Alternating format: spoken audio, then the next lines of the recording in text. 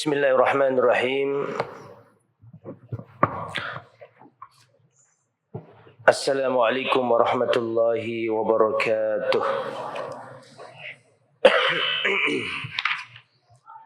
Innal hamdalillah nahmaduhu wa nasta'inuhu wa nastaghfiruh wa na'udzu billahi min shururi anfusina wa min sayyiati a'malina. Man yahdihillahu fala mudilla lahu wa man yudlil fala hadiya lahu.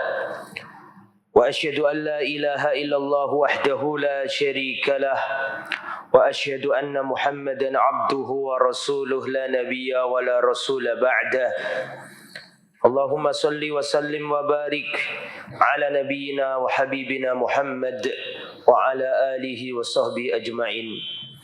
Ya ayyuhalladzina amanu taqullaha haqqa tuqatih wa la tamutunna illa wa antum muslimun.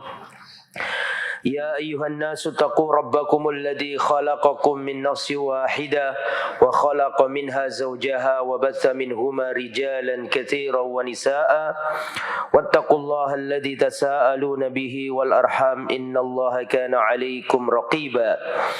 Ya ayyuhalladzina amanu taqullaha wa qulu qawlan sadida yuslih lakum a'malakum wa yaghfir lakum dhunubakum wa may yuti'illaha wa rasulahu faqad faza fawzan 'azima. Amma ba'du.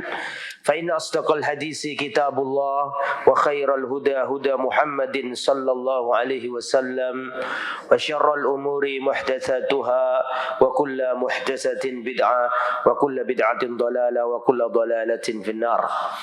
Ikhwati at-talabah rahimani wa rahimakumullah, nuwasil darsana kitab Usul Sunnah karya al-Imam Al-Mubajjal Imam Ahmad bin Hanbal rahimahullah.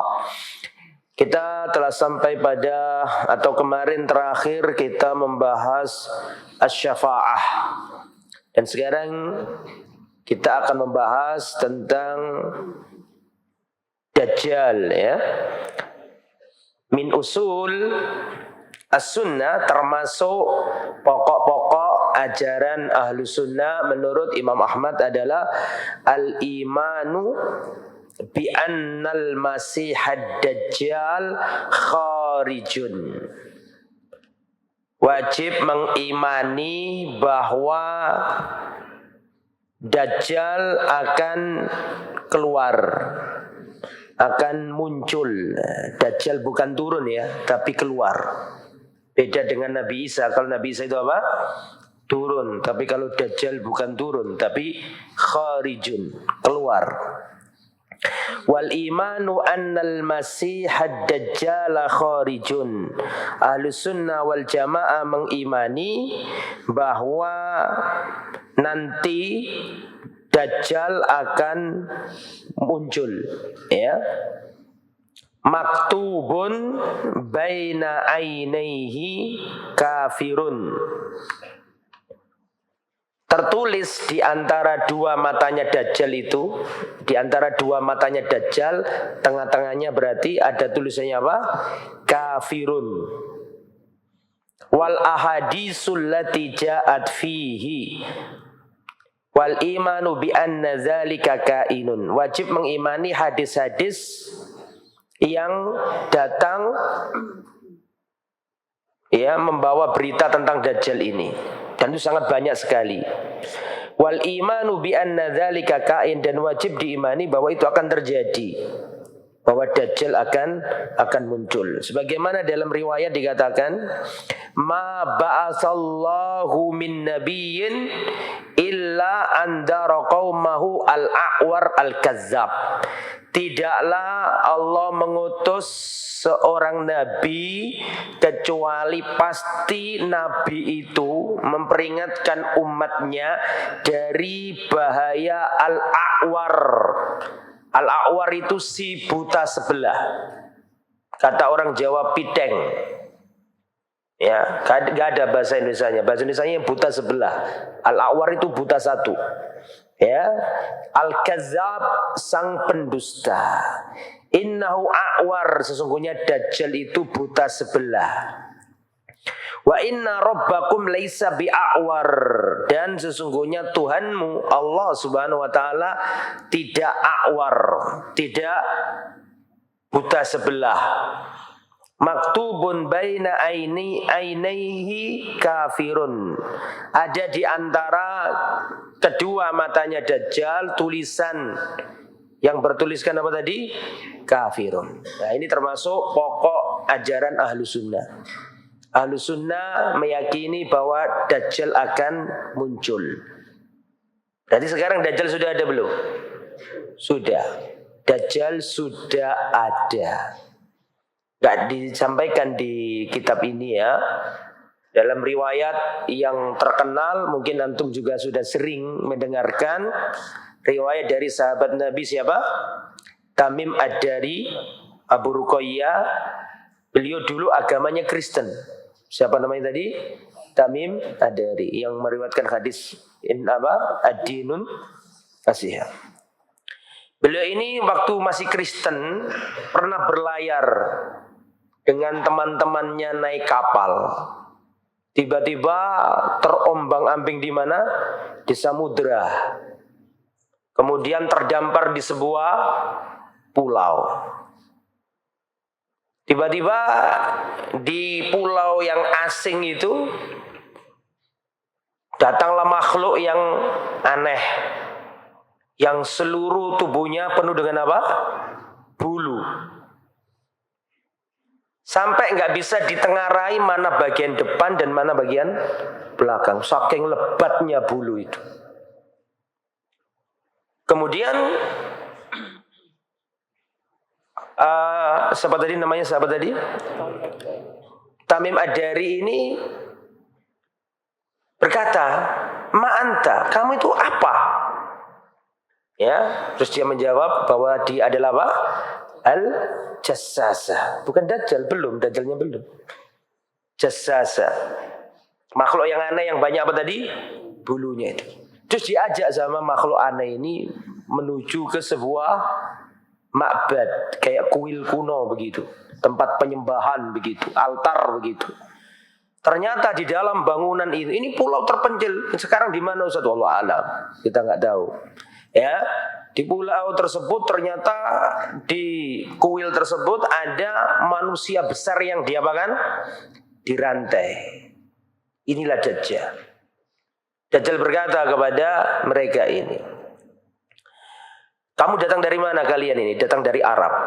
"Apakah sudah ada orang yang katanya Nabi itu keluar hijrah dari Mekah ke Madinah? Apakah kalian sudah mendengar berita tentang Nabi itu?"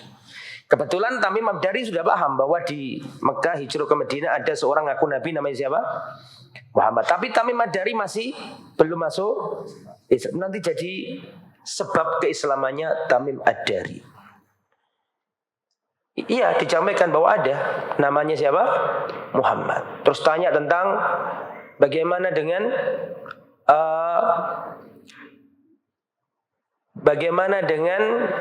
kebun kurma yang ada di negeri Baisan atau Bisan. Apakah kurmanya masih banyak?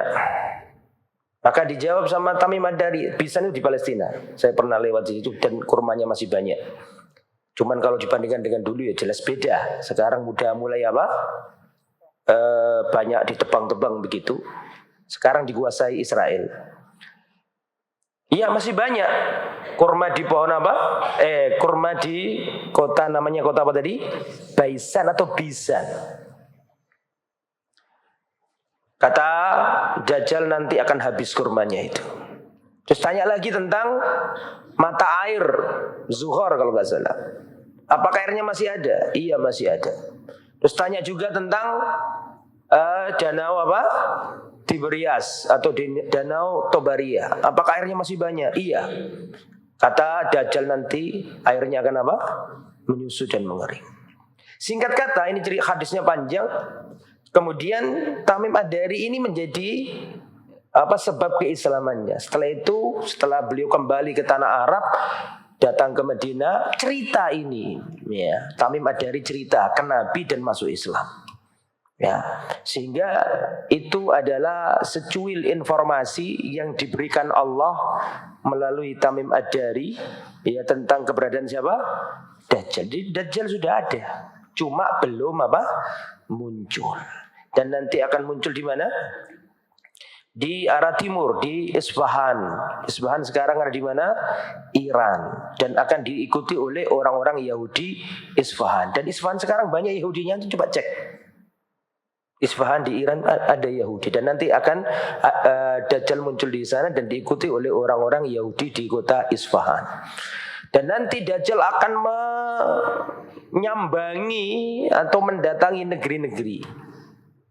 Dan setiap negeri-negeri yang didatangi Dajjal, kebanyakan penduduknya akan ikut Dajjal, terutama kaum wanita. Kecuali beberapa tempat yang tidak bisa dimasuki Dajjal, yaitu Makkah, kemudian Al-Madinah, kemudian Baitul Maqdis, kemudian Bukit Tursina kalau nggak salah ya, Bukit Tursina. Itu nggak bisa didatangi Dajjal. Dan diceritakan dalam sebuah hadis, di kota Madinah, di lorong-lorongnya, gerbang-gerbangnya dijaga para malaikat sehingga Dajjal nggak bisa masuk. Nah, itu sekelumit tentang Dajjal. Dan ada orang yang ditengarai oleh para sahabat Dajjal. Namanya siapa? Ibnu Sayyad. Tapi ternyata dia bukan Dajjal. Di zaman sahabat ingin dibunuh sahabat, tapi itu bukan Dajjal. Dajjal belum datang. Dajjal yang besar. Kalau Dajjal kecil-kecil sudah banyak. Dajjal kecil ya Al-Kuhan, para penyihir, alladzi yad'i ilmil ghaib, yang bisa mengklaim mengerti masa depan, itu termasuk Dajjal kecil. Ya, dan itu sudah ada. Adapun Dajjal yang inti, ya, yaitu yang akhir nanti, itu belum datang. Nah, itu ya. Lah, orang Yahudi itu memahami konsep Dajjal dalam Islam. Dan kata mereka, Dajjal yang ditunggu oleh umat Islam itulah Mesia kita. Bisa dipahami? Dan Yahudi mengakui itu. Ya, antum coba cek itu di YouTube, tapi jangan terlalu ya kayak gini jangan terlalu. Tapi kalau lagi waktu senggang ingin cari tambahan maklumat bisa dilihat itu. Ada yang berbahasa Arab juga terus diterjemahkan. Ya, mereka mengakui bahwa di umat Islam itu ada namanya apa? Dajjal. Ya, dan itulah Mesia yang mereka tunggu-tunggu. Dan memang menurut Islam nanti Dajjal diikuti oleh orang-orang apa? Yahudi. Nah ini ya. Terus siapa yang berhasil membunuh Dajjal? Ya, Dajjal ini tangan kanannya ini ada apanya? Ada apanya? Ada nerakanya, betul? Dan tangan kirinya ada apa? Surganya. Orang-orang yang lemah iman melihat tangan kanannya Dajjal ini apa? Surga. Dan melihat tangan kirinya apa? Neraka. Betul enggak? Betul kebalikannya intinya. Lah, orang yang ahli iman itu yang tahu hakikatnya. Yang berhasil membunuh Dajjal siapa? Nah, ini berikutnya. Wa qala wa anna Isa bin Maryam alaihi salam yanzilu fayaqtuluhu bi Babiluddin. Nah, sesungguhnya Nabi Isa putra Maryam akan turun. Nah, beda kan? Ini akan terjadi peperangan antara dua Masih. Isa al-Masih dengan al-Masih ad-Dajjal. Nabi Isa itu al-Masih al-asli. Sedangkan Dajjal itu al-Masih al-muzawwar, palsu. Ya, sama-sama punya peristiwa yang dahsyat. Nabi Isa bisa punya mukjizat, Dajjal pun punya kejadian luar biasa. Tapi bedanya itu negatif, buruk, gak bagus. Sedangkan Nabi Isa ini yang bagus. Akan terjadi peperangan antara dua al-Masih. Masih yang asli yaitu siapa? Nabi Isa, dan al-Masih yang al-muzawwar, imitasi, yaitu siapa? Dajjal. Dan Nabi Isa akan turun di mana? Turun di, enggak diterangkan di sini. Turun di Manaratul Baydha. Antum tulis ya, Nabi Isa turun di Manaratul Baydha. Manaratul Baydha itu di Menara Putih yang dikabarkan dalam hadis ada di Damaskus, Suriah. Dan Nabi Isa turun ya dibawa oleh siapa? Apakah turun sendiri atau siapa yang bawa Nabi Isa? Al-malaika, malaikatlah yang membawa Nabi Isa melalui sayap-sayap malaikat. Ini juga dalil bahwa malaikat memiliki apa? Sayap. Dan diterangkan dalam hadis Nabi Isa alaihissalam, ya, wajahnya atau diantara ciri bentuk fisik Nabi Isa yang dikabarkan dalam hadis adalah salah satunya rambutnya.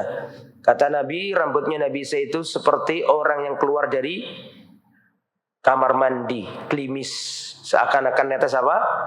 Air dari rambutnya beliau. Dan ada seorang sahabat Nabi yang wajahnya persis dengan Nabi Isa.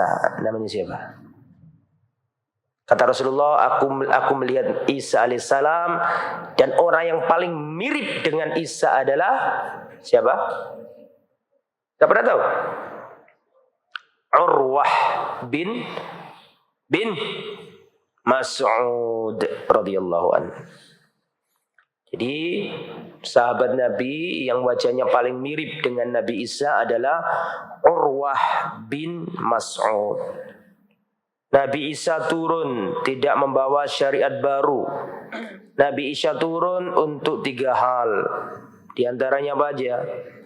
Memecahkan salib-salib, membunuh babi-babi, dan menghapuskan upeti atau perpajakan. Itu Nabi Isa. Dan nanti Nabi Isa alaihissalam terakhir itu kaum muslimin ada di Baitul Maqdis sedang sholat subuh. Kaum muslimin sudah bersiap-siap memerangi Dajjal. Ya, sebagian ulama mengatakan yang mengimami itu Imam Mahdi terakhir itu.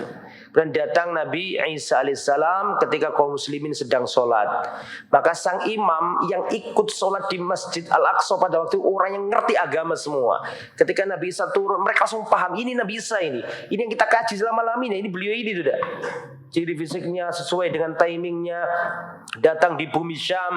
Ya ini orangnya, maka imam kaum muslimin pada waktu itu mundur. Nggak mau jadi apa? Imam. Mempersilakan Nabi Isa untuk apa? Ngimami sholat. Tapi Nabi Isa tidak mau. Itu dalil bahwa Nabi Isa datang sebagai makmum. Maksudnya ikut syariatnya Nabi Muhammad SAW. Makanya Imam Zahabi mengatakan Nabi Isa itu Nabi sekaligus sahabat Nabi. Kenapa dikatakan Nabi Isa itu sahabat Nabi? Karena definisi sahabat terdefinisikan kepada beliau. Apa sih definisi sahabat Nabi? Definisi dari sahabat Nabi atau syarat menjadi sahabat Nabi itu kan 3. Man laqiya an-nabiyya sallallahu alaihi wasallam. Siapa saja yang pernah bertemu Nabi. Mu'minan bihi, beriman kepada Nabi. Wa ma ta'alal iman, dan mati di atas keimanan. Siapapun yang bertemu Nabi, yang pertama. Kedua, iman kepada Nabi. Yang ketiga, mati di atas keimanan. Kalau 3-tiganya ini ada pada seseorang, ya dia itu sahabat Nabi. Ketemu tapi nggak iman, bukan sahabat. Seperti Abu Thalib, seperti Abu Lahab. Ketemu tapi nggak iman, bukan sahabat. Atau ada yang ketemu, ya, atau ada yang iman tapi nggak ketemu. Contohnya siapa? Sezaman, iman tapi nggak ketemu. Contohnya Nejus, Raja Najasi, ya, Malik Habasyah, fi zamanin wahid. Sohyamlah iman sama Nabi, tapi karena nggak ketemu bukan sahabat. Jadi syarat pertama al-liqa, ru'ya, harus melihat Nabi meskipun 1 detik, sahabat. Tuh pertama, melihat Nabi. Kedua, beriman sama Nabi. Ketiga, mati di atas keimanan. Karena ada yang ketemu Nabi, iman sama Nabi, murtad. Ada.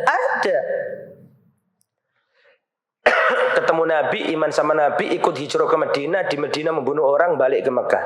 Pernah dengar ceritanya? Ada juga. Makanya syaratnya harus 3. Lah syarat 3 ini terpenuhi kepada Nabi Isa. Man laqiyan nabiyya, siapapun yang pernah ketemu Nabi. Pertanyaannya, Nabi Isa pernah gak ketemu sama Nabi Muhammad? Pernah ketemu. Kapan? Ketika Isra Mi'raj. Diimami Nabi di Baitul Maqdis. Ya. Nabi Isa tok yang belum wafat. Karena keyakinan Ahlus Sunnah wal Jamaah, Nabi Isa belum wafat. Artinya Nabi Isa ketemu Nabi Muhammad sama-sama dalam kondisi masih hidup. Bisa dipahami?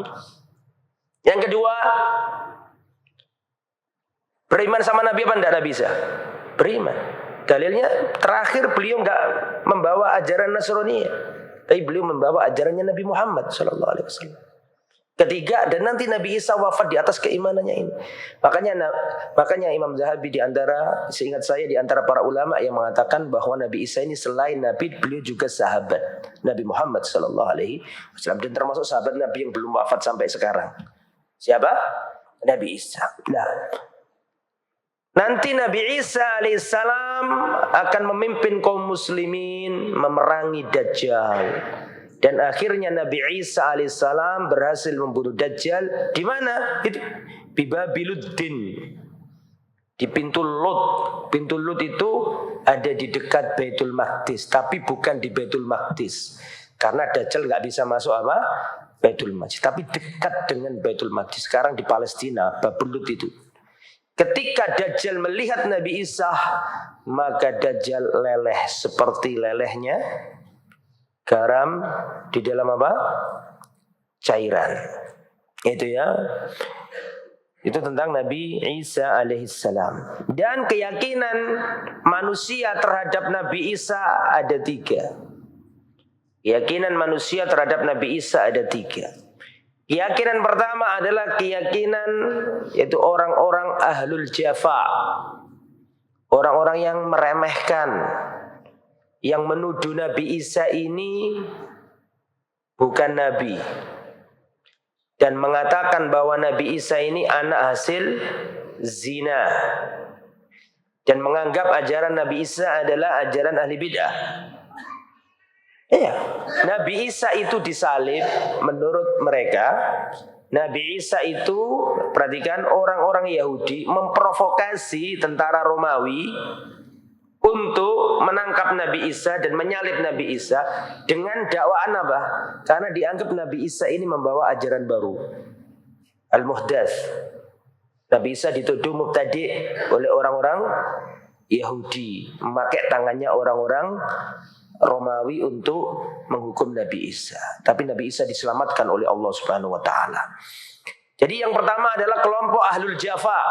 Orang-orang yang menghinakan Nabi Isa, menganggap Nabi Isa bukan Rasul, menganggap Nabi Isa anak hasil zina. Mereka ini adalah al-Yahud, orang-orang Yahudi. Golongan yang nomor 2 adalah ahlul hulu, orang yang ahli hulu. Kebalikan dari yang pertama. Mereka ini adalah kaum Nasoro, yang mana mereka ini ya'taqiduna anna Isa ibnullah. Mereka meyakini Nabi Isa adalah putra Allah. Maka yang benar adalah keyakinan Ahlus Sunnah wal Jamaah, baina al-jafa wa baina al-ghulu, baina tafriq wal ifrat. Nabi Isa menurut Ahlus Sunnah wal Jamaah, menurut orang Islam adalah Abdullah wa Rasuluh. Dikatakan Abdullah, hamba Allah, untuk membantah orang-orang Nasrani yang telah mengangkatnya sebagai anak Tuhan. Dikatakan Rasul untuk membantah orang-orang Yahudi yang telah menganggapnya sebagai anak atau menuduhnya sebagai anak hasil zina. Makanya Islam, keyakinan Islam terhadap Nabi Isa ini pertengahan. Tidak seperti orang Nasrani yang mengangkatnya menjadi Tuhan atau anak Tuhan. Kalau sekarang ya diangkat jadi Tuhan, bukan anak lagi. Mereka mengatakan Tuhan Yesus. Mereka mengatakan seperti itu. Dan itu kita dengar. Ya, sehingga Islam datang membatalkan ideologi yang pertama ini. Bahwa Nabi Isa bukan anak Tuhan. Tapi Nabi Isa adalah hamba Allah. Tidak punya sifat ketuhanan. Kemudian wa rasulu, Nabi Isa adalah rasul untuk membantah orang-orang Yahudi yang telah menuduhnya bahwa beliau adalah anak hasil zina. Itu ya. Dan siapa yang diserupakan dengan Nabi Isa disebutkan dalam kitab Fabihudahu Muqtadi karangannya Dr. Al-Khamis, Syekh Utsman Al-Khamis, yang diserupakan Nabi Isa, walakin syubbiha lahum, ya, Nabi Isa itu enggak disalib, tapi yang diserupakan Nabi Isa itulah yang disalib. Lah, pertanyaannya siapa yang diserupakan dengan Nabi Isa? Ada 3 pendapat. Pendapat yang pertama, yang diserupakan dengan Nabi Isa adalah seorang pimpinan tentara Romawi. Ketika dia datang, ya, aina Isa. Tiba-tiba ini yang jahat ini, seorang raja Romawi jahat, bukan raja, tentara yang jahat. Dia datang, kemudian masuk ke ruangan, sedangkan situ Nabi Isa dengan Hawariyun ada di mana? Ada di sebuah ruangan jamuan. Kemudian ketika tentara yang bengis ini datang, aina Isa. Tiba-tiba Allah serupakan apa? Dia dengan Nabi Isa. Nabi Isa diangkat oleh Allah, dia diserupakan Nabi Isa, sehingga ketika dia mengatakan aina Isa, maka tentara-tentara yang ada di belakangnya mengatakan la anta Isa, engkau lah Isa. Ini dia ditangkap. Inna ma'ana sahibukum, inna ma'ana sahibukum. Naam anta sahib. Naam anta sahibina. Sahib artinya orang yang lagi kita cari-cari juga bisa artinya sahibuna. Sahib? Bisa dipahami enggak? Ya ini sahib yang kita cari-cari ya. Bisa jadi itu dalam makna dalam bahasa Arab. Maka dia diseret dan disalib. Yang kedua, yang disalib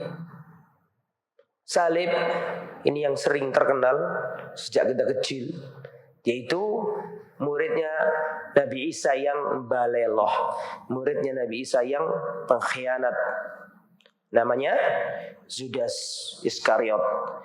Inilah yang melaporkan ke raja, yang melaporkan ke komandan pasukan Romawi keberadaan Nabi Isa. Dan Nabi Isa sudah mengatakan ada pengkhianat di antara kalian. Maka Judas Iskariot ini dengan tentara Romawi melacak keberadaan Nabi Isa atau Yesus alaihissalam. Ketika sampai di ruangan ditunjukkan oleh Judas masuk ruangan, ya, bersama para tentara. Allah angkat Nabi Isa melalui lubang kecil dalam bangunan rumah itu. Kemudian Allah berikan wajahnya Nabi Isa kepada Judas dan Judas ditangkap. Ini adalah pendapat yang nomor 2. Antum buka di kitab, antum tulis ya sumbernya. Fabihudahu Muqtadi. Karangannya siapa tadi? Syekh. Insya Allah sudah ada PDF-nya, antum dari Fabihudahu Muqtadi. Kalau bisa beli kitab aslinya, itu kitab luar biasa itu. Membahas tentang siro-siro para nabi. Ya. Yang ketiga, Nabi Isa alaihissalam sebelum ditangkap, menurut mereka Nabi Isa mengumpulkan Hawariyun, ya, sahabat-sahabatnya. Di antara kalian ada yang mengkhianatiku. Siapakah di antara kalian yang mau diserupakan namanya? Diserupakan apa? Wajahnya dengan wajahku. Maka salah satu muridnya Nabi Isa yang paling kecil, paling berumur belia, yang angkat tangan, saya yang siap untuk menjadi yang diperumpamakan atau yang diserupakan dengan wahai Nabi Isa. Terus Nabi Isa diangkat oleh Allah, kemudian Allah al-qasibah al-fi wajhi hadzal rajul, terus datang pasukan Romawi dan dia yang ditangkap, dia yang disalib dan dia dijamin masuk surga.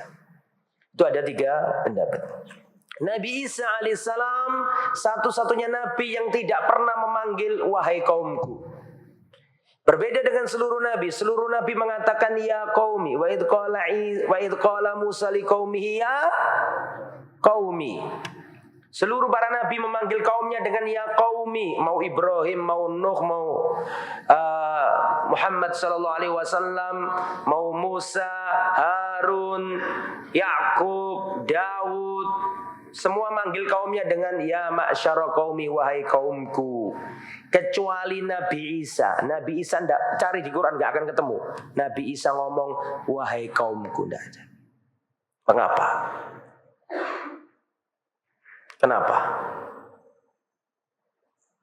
Ada yang tahu?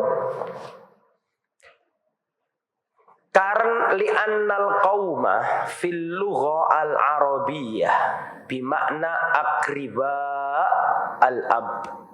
Karena kaum dalam bahasa Arab itu artinya kerabatnya ayah. Saya ulangi ya, kaum dalam bahasa Arab itu akribaul ab, ya, kerabatnya ayah. Sedangkan Nabi Isa nggak punya ayah, makanya beliau nggak pernah ngomong wa idz qala Isa bin Maryam ya qaumi, nggak ada. Yang ada apa? Wa idz qala Isa bin Maryam ya bani Israil. Makanya Nabi Isa kalau manggil Bani Israel bukan kok wahai kaumku, wahai Bani Israel. Berbeda dengan Nabi Musa. Nabi Musa mengatakan wa idz qala Musa liqaumihi, karena Nabi Musa punya kaum, punya bapak, bapaknya punya kerabat banyak. Begitu ya. Nabi Isa alaihissalam. Nabi Isa alaihissalam, menurut Al-Quran lahirnya Nabi Isa tidak tanggal 25 Desember. Menurut Al-Quran. Mengapa kok tidak 25 Desember? Karena di dalam Al-Quran dikatakan Nabi Isa alaihissalam itu lahir ketika pohon kurma berbuah. Betul? Mada qala ta'ala fil Quran? Wa huzzi gimana? Ilaik bijiz'in nakhlati tusaqit alaiki rutaban janiyah. Wahai Siti Maryam, gerakkanlah pangkal pohon kurma ini, niscaya akan jatuh buah kurma yang apa? Yang masak. Buah kurma masak nggak mungkin pada bulan apa? Desember. Desember di Palestina itu musim dingin. Ya bahkan bisa turun salju. Dan itu nggak mungkin. Ya, sehingga menurut umat Islam, ya, Nabi Isa lahir tidak pada 25 Desember. Bahkan itu pun opini yang mengatakan Nabi Isa lahir pada tanggal 25 Desember itu pun banyak ditentang oleh para pemikir dan sarjana-sarjana Kristen sendiri. Ya. Dan Nabi Isa alaihissalam, ya, diklaim oleh orang Nasrani lahir di kota apa? Orang Nasrani meyakini Nabi Isa lahir di kota apa? Gak tahu ya. Di kota apa? Nabi Isa menurut orang Kristen, Nabi Isa lahir di kota apa? Ya, dalam Bethlehem. Bethlehem. Bet artinya apa? Rumah. Lehem artinya nek bahasa Arab daging ya. Nek bahasa Ibrani enggak. Bethlehem, Bethlehem enggak ada kurma. Bethlehem enggak ada kurmanya. Yang ada kurmanya adalah kota Jericho atau kota Ariha. Dan itu kalau lihat di Al-Quran itu cocok sekali. Di dalam Al-Quran dikatakan ketika Nabi Isa, ketika Siti Maryam dalam surat Maryam, ketika Siti Maryam itu lagi hamil mau melahirkan Nabi Isa, di dalam Al-Quran dikatakan mencari tempat sebelah timur, makanan syarqiyah. Begitu? Makanan apa? Syarqiyah. Jadi Siti Maryam ketika mau lahiran itu mencari tempat di timurnya Baitul Maqdis, dan timurnya Baitul Maqdis bukan kota apa tadi? Bethlehem, tapi kota apa? Jericho atau Ariha. Itu adalah isyarat dari Al-Quran. Plus Di Jericho banyak kurmanya. Plus di Jericho itu ada sungai yang mengalir. Sedangkan di Al-Quran dikatakan apa? Allah Subhanahu wa taala akan mengalirkan apa? Anak sungai di bawahnya. Wa hakadha ikhwatal iman rahimani wa rahimakumullah, wa insyaallah fi mas'alati Isa bin Maryam hunaka qissah tawila lakin naktafi bihada, wa anna Isa bin Maryam alaihi salam yanzilu fayaqtuluhu bi Babiluddin. Kenapa orang-orang Nasrani meyakini tanggal 25 Desember itu sebagai tanggal kelahiran Nabi Isa, padahal tidak ada satupun kalimat di dalam Injil yang menjelaskan itu? Kenapa orang Kristen kok mengklaim itu? Jadi begini, izinkan saya menyampaikan sesuatu yang mungkin antum jarang mendengarnya. Dulu tanah Palestina itu dibuat rebutan oleh bangsa Romawi dan bangsa Persia. Mana dalilnya? Antum lihat surat Ar-Rum. Ghulibatir Rum fi adnal ard. Bangsa Romawi dikalahkan bangsa apa? Persia. Fi adnal ard, di bumi terdekat. Adna juga bisa artinya di bumi terendah. Dan bumi terendah saat ini di daerah Laut Mati.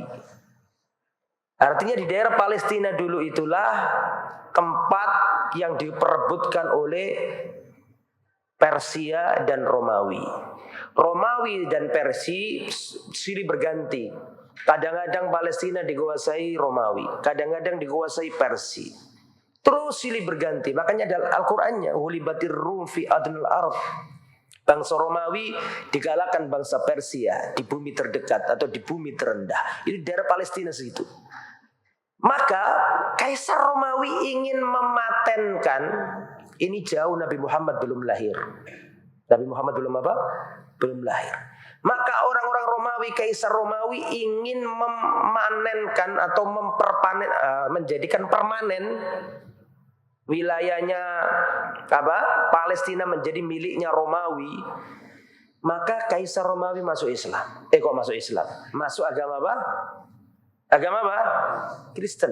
Karena yang dianut oleh bangsa Palestina adalah agama Kristen. Sedangkan Romawi sendiri agama aslinya apa sih? Saya mau tanya antum. Agama asli orang Romawi apa? Kok Majusi? Majusi lah lawannya Romawi. Apa lawannya Romawi? Persia. Persia itulah Majusi, penyembah api. Kalau Romawi itu pagan. Dewa-dewa kuno itu, Poseidon, terus zaman-zaman dulu dewa-dewa, dewa ini, dewa itu, dewa ini, dewa itu. Bisa dipahami? Lah, ingin menjadikan Palestina permanen miliknya Romawi. Masuk Islam. Dilihat agamanya apa sih orang Palestina? Agamanya Kristen. Nabi belum lahir. Nabi belum apa? Belum lahir. Syam, agamanya Nabi Isa, Kristen. Maka masuk agama Kristen tujuannya mendapat simpati warga Palestina. Kaisar Romawi bingung. Kenapa bingung? Ternyata di ajaran Nasrani ada banyak sekte-sekte. Ada Unitarian. Apa Unitarian itu, Ustaz? Unitarian itu sebuah paham di dalam agama Kristen yang mengakui bahwa Nabi Isa itu Rasul. Sedangkan Tuhannya adalah Allah Subhanahu wa taala. Ini Unitarian. Tokohnya namanya Arius. Ada ajaran Trinitas. Trinitas itu apa artinya? Mengakui 3 unsur. Tuhan Bapa, Tuhan Anak, Tuhan Holy Spirit atau apa? Rohul Kudus. Akhirnya bingung. Kaisar Romawi ini, aku milih ajaran yang mana? Protestan belum lahir. Protestan kan baru kemarin. Ya, bingung ikut yang mana, banyak sekte. Dipikir-pikir akhirnya Kaisar Romawi memilih ajaran Nasrani yang mirip dengan ajaran pagan yang lama. Karena orang itu biasanya kalau ikut agama baru dia masih banyak pemikiran atau keyakinan lama yang belum bisa dihapus, seperti peristiwa Hunain, masih ingat? Rasulullah bersama para sahabat melihat ada apa? Pohon. Ya Rasulullah, ij'al lana dzatan watin kama lahum. Jadi pikiran pagan itu masih ada. Ketika melihat ada perbedaan sekte di antara orang-orang Nasrani, akhirnya Kaisar Romawi memilih yang lebih dekat dengan ajaran paganisme. Paham? Maka dipilih yang mana? Yang unitarian apa yang trinitas? Yang trinitas. Masih ada mirip-miripnya Tuhan Bapak tuh. Diambillah, terus terjadi konsili Nicea. Antum, ini bukan dongeng loh. Antum cari di Bidawani ayat konsili Nicea, antum ketik konsili Nicea. Maka Kaisar Romawi mengharuskan seluruh Injil itu dikumpulkan. Seluruh Injil dikumpulkan. Namanya konsili apa tadi? Nicea, konsili Nicea. Dikumpulkan semuanya Injil ini. Semua Injil yang mengajarkan unitarian dibakar habis. Dan semua Injil yang mengajarkan apa? Trinitas atau politeisme, bukan yang monoteisme. Paham tak aku ngomong apa lagi? Kalau monoteisme berarti apa? Tauhid kan gitu kan. Kalau politeisme berarti musyrik atau pagan. Maka dibakar semua ya Injil-Injil yang tidak sesuai dengan ajaran Trinitas, sehingga pada waktu itu Kristen menjadi madhab resmi negara Romawi Raya, didukung sama pemerintah. Yang unitarian dibasmi, dikejar-kejar. Yang tauhid itu dikejar-kejar. Tapi masih ada sisa-sisa unitarian yang hidup sampai menjelang kenabian, masih ada. Mana dalilnya? Dalilnya kisah Salman Al-Farisi. Salman Al-Farisi tahu ceritanya, dan jangan paksa saya cerita karena panjang. Waktu berkelana di antara gurunya yang terakhir kan ngomong, wahai anakku, sudah tidak ada lagi orang Kristen yang seperti kita ini, sudah tidak ada lagi. Mereka sudah ganti-ganti ajaran agama. Sudah tidak ada lagi. Karena sebentar lagi sudah tiba masanya seorang Rasul akhir zaman diutus dari negeri yang tandus ke negeri yang banyak kurmanya. Betul? Carilah negeri yang banyak kurmanya itu. Akan muncul Nabi di sana. Dan Nabi itu tidak menerima sodako. Tapi Nabi itu tidak menerima sodako, tapi menerima apa? Hadiah. Dan di punggungnya ada stempel kenabian. Saya mau tanya antum, lu kok ngerti lu gurunya Salman itu dari mana? Kalau nggak dari wahyu dari langit melalui kitab-kitab zaman dulu. Bisa dipahami maksud saya? Itu menunjukkan bahwa unitarian masih ada. Meskipun itu salvinya Kristen pada waktu itulah. Jadi kaji lagi Nabi Muhammad belum ketemu sama Salman Al-Farisi. Bisa dipahami maksudnya ya? Karena nggak ada lagi kecuali pada waktu itu yang paling inti di situ. Kata gurunya Salman, tidak ada lagi wahai anakku. Karena sudah tidak ada orang yang memegang ajaran Nasrani yang seperti kita pegang ini. Agama sudah diganti-ganti oleh mereka. Pergilah ke negeri yang banyak kurmanya, dan kenalilah Nabi itu akan muncul. Nabi itu tidak menerima sodako, menerima apa? Hadiah. Dan di antara di antara kedua punggungnya ada tanda kenabian. Dan itu semua terbukti. Omongannya orang itu terbukti semua. Itu unitarian dibasmi. Akhirnya saya ulangi lagi, Kaisar Romawi mengumumkan dekrit bahwa negara resmi Romawi adalah ajaran Nasrani yang versi apa? Unitarian apa yang Trinitas? Yang Trinitas. Sejak itulah masuk ke menjadi agama. Terus kenapa 25? Bingung. Karena menurut ajaran pagan kuno, setiap agama harus punya hari besar. Bisa dipahami? Setiap agama harus punya hari besar. Maka Kaisar Romawi mikir, lah kita ini perayaannya kapan? Tanya ke orang-orang Nasrani ini. Mereka bingung, gak terlacak kapan Nabi Isa ini lahir. Maka ditetapkan sama Kaisar Romawi, ya sudah 25 Desember aja. Antum tahu kenapa kok 25 Desember yang dipilih oleh Kaisar Romawi? Karena 25 Desember itu sudah ada sebelum mereka menjadikan Nasrani agama resmi mereka. 25 Desember menurut ajaran pagan Yunani atau pagan Romawi kuno adalah hari penyembahan apa? Dewa matahari. Antum cek omongan saya. Dewa matahari. Sehingga ketika mereka masuk agama Nasrani masih terpengaruh dengan ajaran pagannya, ditetapkanlah 25 Desember sebagai hari kelahiran Nabi Isa. Padahal gak nyambung sama sekali. Maka setiap hari Ahad mereka mengadakan kebaktian. Makanya Sunday, hari matahari. Ya, karena semua ada sangkutannya. Dan jangan dikira Desember itu kalender Nasrani, kesalahan tuh. Januari, Februari, Maret itu bukan kalender Nasrani, salah. Itu kalender Romawi sebelum Nasrani. Bisa dipahami?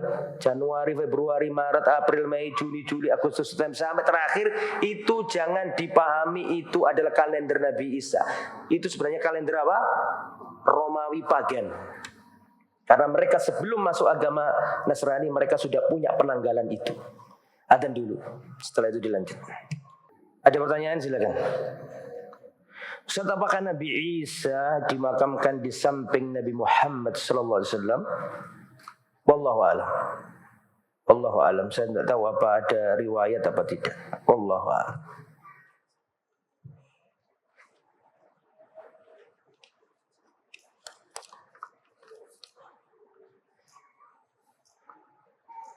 Assalamualaikum warahmatullahi wabarakatuh. Waalaikumsalam warahmatullahi wabarakatuh.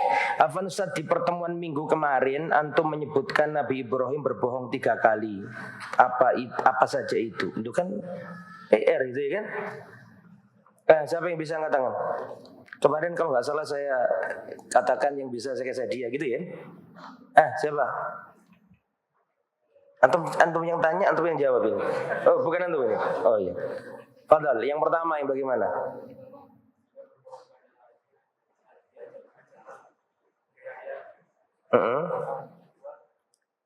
Bohongnya gimana? Ini sakim. Jadi ketika beliau diajak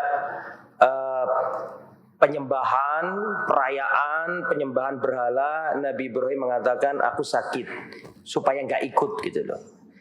Tujuannya bagus supaya nggak ikut perayaan kesyirikan, tapi beliau bohong dalam hal ini padahal beliau nggak sakit. Gitu ya. Terus yang kedua,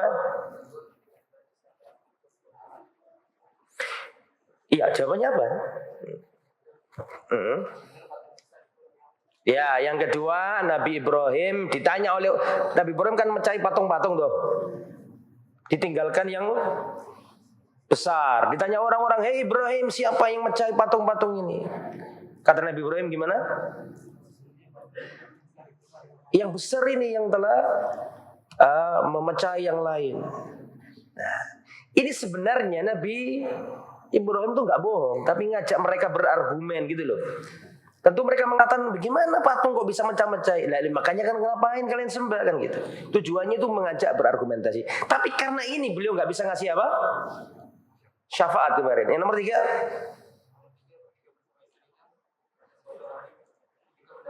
Ya, ketika di Mesir itu ada raja dolim. Raja ini punya kebiasaan unik. Apa itu? Mengambil wanita yang sudah punya suami. Pokoknya kalau ada wanita yang punya suami dan wanita itu cantik, mesti diambil istrinya dan suaminya disakiti. Sehingga pada waktu itu Nabi Ibrahim sama Siti Saroh, ya, waktu di Mesir, Siti Saroh ini kan wanita tercantik di dunia, neneknya Nabi Yusuf alaihissalam. Betul apa enggak? Saroh punya anak namanya Ishak punya anak namanya Yakub punya anak namanya Yusuf. Jadi mbak putrinya Nabi Yusuf ya Siti Saroh ini. Di Siti Saroh itu wanita yang cantik sehingga Fir'aun atau Raja Mesir, bukan berarti yang Fir'aun zamannya Musa, beda lagi ya. Raja Mesir itu melihat, gak kuat lihat wanita secantik itu, diambil. Lah ternyata punya suami. Maka ditanya ini Ibrahim, "Ya Ibrahim, siapa wanita ini?" Kalau Nabi Ibrahim berkata, "Ini istriku," diambil dan Nabi Ibrahim pasti akan disakiti. Itu kebiasaan uniknya dia. Pokoknya cari wanita yang sudah punya suami. Ya. Ini namanya zaman dulu ya, aneh-aneh. Terus setelah itu apa yang terjadi? Nabi Ibrahim terpaksa ketika ditanya, "Man hazi?" Siapa wanita ini ya Ibrahim? Nabi Ibrahim kalau mengatakan zaujati, waduh habis. Diambil dia disakiti. Akhirnya Nabi Ibrahim berkata, "Ukhti." Wanita ini ukhti, saudariku. Sebenarnya nggak bohong itu. Karena innamal mu'minuna ikhwah. Itu namanya tauriyah. Apa sih tauriyah itu? Tauriyah itu belajar balaghah kan di sini. Tauriyah itu kalimat dalam bahasa Arab. Kalimat satu mengandung dua makna. Makna dekat dan makna jauh. Orang yang diajak ngomong, mohon maaf, orang yang ngomong pengennya makna yang jauh. Tapi orang yang diajak ngomong memahaminya makna yang dekat. Maka ketika dikatakan siapa ini ukhti, saudariku, ya berarti dulure kan gitu. Saudaranya, padahal bukan. Maksudnya Nabi Ibrahim makna yang jauh, yaitu saudari seiman. Gara-gara tiga ini Nabi Ibrahim nggak bisa ngasih apa? Syafaat. Nama antum siapa? Antum bertanggung jawab ya. Ingat namanya beliau. Ya. Nah? Oh siap. Siap. Belum saya bawa hadiahnya mas. Insya Allah nanti antum dapat hadiah. Apakah paman Khadijah Waraqah bin Naufal, bukan paman ya, tapi apa? Sepupu, ibnu Am. Ya saya ulangi, apakah paman, bukan paman Khadijah, tapi apa? Sepupu Khadijah Waraqah bin Naufal, agamanya Kristen Unitarian. Betul. Jadi ini yang saya katakan tadi itu. Termasuk keberadaan Kristen Unitarian itu tadi siapa namanya? Waraqah bin Naufal. Dan Waraqah bin Naufal ada hadisnya masuk min ahlil jannah. Cuma para ulama berselisih pendapat. Apakah Waraqah bin Naufal sahabat Nabi apa tidak? Itu baru terjadi perselisihan pendapat. Meskipun sepakat para ulama bahwa Waraqah bin Naufal min ahlil jannah. Waraqah bin Naufal min apa tadi yang saya katakan? Min ahlil jannah, ada apa? Sekte apa tadi? Unitarian. Dia meyakini bahwa Nabi Isa itu Rasul, sedangkan Tuhannya adalah siapa? Allah Subhanahu wa Ta'ala. Nah, yang rajih apa? Nah, Waraqah itu sahabat apa enggak? Kalau dikatakan man laqiyan nabiyya mu'minan bihi wa mata 'alal iman. Nabi apa? Sahabat apa enggak? Waraqah bin Naufal, sahabat Nabi apa tidak? Ajibu ya ikhwah. Tapi ada ucapan Waraqah yang menunjukkan beliau itu bukan Rasul. Bukan apa? Astagfirullah, bukan sahabat Nabi. Lau adrokani yaumuka. Seandainya aku menjumpai apa? Harimu. Berarti pada itu Nabi belum diangkat jadi Rasul. Makanya kan dikatakan nubbi'a bi Iqra wa ursila bi Al-Muddathir. Pada waktu itu masih dari Nabi belum jadi apa? Rasul. Dikit lagi ya.